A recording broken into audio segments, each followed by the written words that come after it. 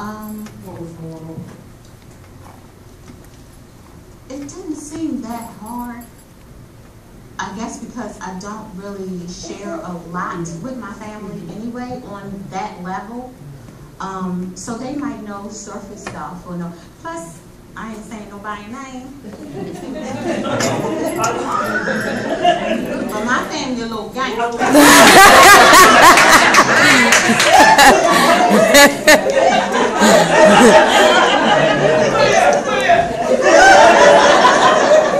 I ain't want nobody getting hurt. You know, and really, to be honest with you, you know, and I really didn't want, I really wanted to give my marriage a fair shake. And to me, that meant not getting people involved in my business. That was a third party. It was already me and him in trouble. And to me, to have my family and my friends in it would have made it worse. And then which you all know today, if somebody gives you advice and you don't take their advice, or you tell them something that's going on in your life, and you don't do what they think you should do, they mad at you. You reconcile, they mad at you. Why you do that? I told you, you know. I didn't want that extra. To me, that's extra, and I didn't want the extra. And I don't even know how it would have helped had they known.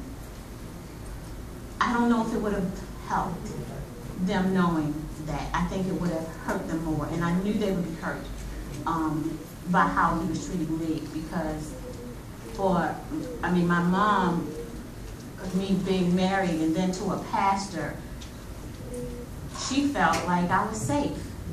I couldn't tell her that I was living in hell. I wasn't going to do that. That wasn't going to make her any better. So I didn't tell her until Tuesday when I was leaving, which was right before Thanksgiving. I wanted them to know why he wasn't coming Thanksgiving. Any other questions? Yes.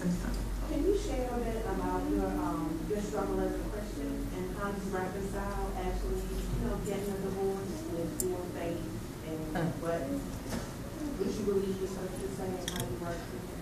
Why she gotta get all tough? Sharon. Inside joke. It's a great question. That's a great question. Lisa's question is, how did I reconcile with my spirituality with divorce and what the word says about divorce? Of course, everybody knows God hates divorce. And I finally accepted that part of it. But what I would not accept is that it was unforgivable. So people want to tell you, some stay, no matter what. You just stay. That didn't sit well with me. So I searched the scriptures for myself, which is what we have to do anyway, regardless of the situation or the circumstance. And then I had to come to a place within myself that I felt like I was okay with God and God was okay with me if I made this decision. I knew I'd given it all I could give it. I couldn't do anything else. He wasn't going to do right. And so once I searched the scriptures and I felt like it was plausible, reasonable for me to be able to divorce because he had fornicated. And let me just say this while I'm there. I would likely not have left him just because he fornicated. Just because he committed adultery, I should say. Maybe I would have, I don't know, probably. But I think that wasn't as bad for me with all the other stuff. So it was not only did this, person commit adultery, but then he was just a person that I just did not know. And he was just foul and did everything backward and totally disregarded scripture and God's voice. And so God gives us life and that we might have it more abundantly. That was not abundant life. And he was so close, in my eyes, with the enemy. They were friends. I felt like they were bosom buddies. And if I stayed, I would die. I wouldn't die physically, I would die a spiritual death.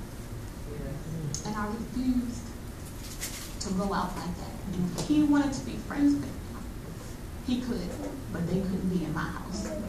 And so I chose to. All right.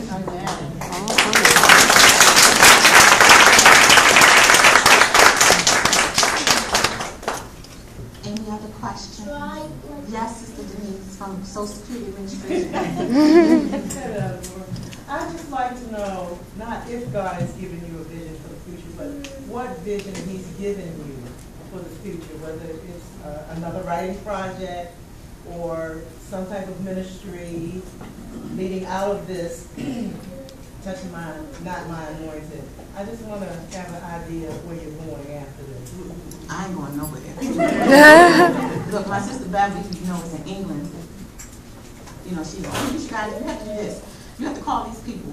You have to call this radio station. You got to call this television station. You got to send it to the paper. Oh, you know you got to go on the tour. And I'm like, Beverly, that's too much.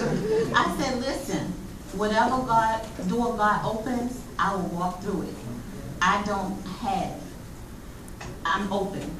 You know, whatever He has for me, as Sister Dawn said today, is for me, and I will hopefully be obedient. But I have no plans on writing another book. When I wrote this book, it wasn't to write books. I'm not a writer. I'm not an author. But if it, you know, I joke and I tell people the next book is going to be penned by Sasha. And I'm telling it all. So it'll only be by Dee Dee Blackwell.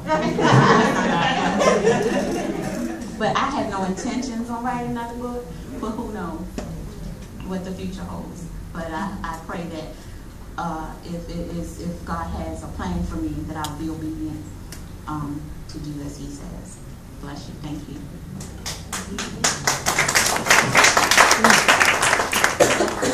Since publishing your book, has any pastors' wives reached out to you? I have friends who are pastors' wives, but none that I would say know personally, or don't know, I should say. So I would say no. And I really don't expect that they would, to be honest. I don't expect pastors' wives to necessarily embrace me or this book. But who cares? For now. Give me some more. Oh, no. The only reason why I say that is because it goes against the grain. I'm exposing the life. And that's not to say that all pastors are dirtballs, you know, because of course they're not. What they are? Scumbags. Right. Doesn't mean they're all scumbags because they're not. Everybody knows that. We're all individuals. It's an individual thing. But when I did a little bit of research on books by pastors' wives, they weren't talking about the stuff I'm talking about. You know, so they're not talking about this stuff. It's like a cold, you know, it's hush hush. You don't talk about it, you just deal with it. And that's cool if that's what you want to do, you know, that's cool. But so that's why I don't think and didn't think that it would necessarily be embraced by that community. And I was okay with that too. Because, I mean, it's personal, you know, I'm fine with that. One other question, and I'm not going to ask anymore. Sure. In the book, you use the word left hand about a particular person. Go ahead, I'm sorry.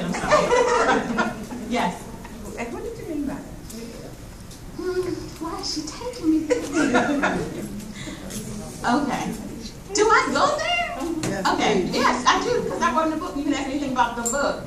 I've used that term to refer to people who are in same-sex relationships. That's what I thought. I just wanted to clarify. Yes. So left-handed to me means that you are a lesbian or homosexual, or I suspect that you are. Yes. Now I'm going a little deeper in the book, which is all fine, because my book probably would have been very snack. However, I'm proud of all that you went through and being able to share it with us. But at some point, there are two things that kind of stuck out of the book. The one time when you came home, the gas electric was cut off. Then the other time, he bought 3 tickets to Florida. And then he came like about a week or 2 days, a couple of days before the trip and said, well, the two sons had something to do. And that he was going to take the trip anyway because he'd already paid for the 3 tickets. Right. Which I'd have been on the other seat, however. And you didn't go, but you didn't question. If you paid for 3 tickets, then why are you just going to Florida? Mm-hmm. Out of those 2 times, did you think that he thought you was stupid? Mm-hmm. Mm-hmm. Did you think that he really thought you was stupid? Yes, I absolutely thought so. The question is, did he think I was stupid? Absolutely, he thought I was stupid. And to some degree, I guess I was, and slow. But I never questioned, you asked me that before, and like, why didn't you question, you know, if you got a ticket, if you got tickets for vacation, and you're not going, then those 2 people, you got 2 other spots. I didn't care where that man went. That was in 2001. I left him in November. That was in April, that was in May or June. I didn't even, my mind didn't even go there to say, well, that's 2 other tickets and maybe I could go, or who else is he going? Never crossed my mind. Because you was finished. I was done at that point. But you weren't still. We were living together, we were married, but I had already, I knew, by April we were in counseling. In April 2001, we were in marital counseling.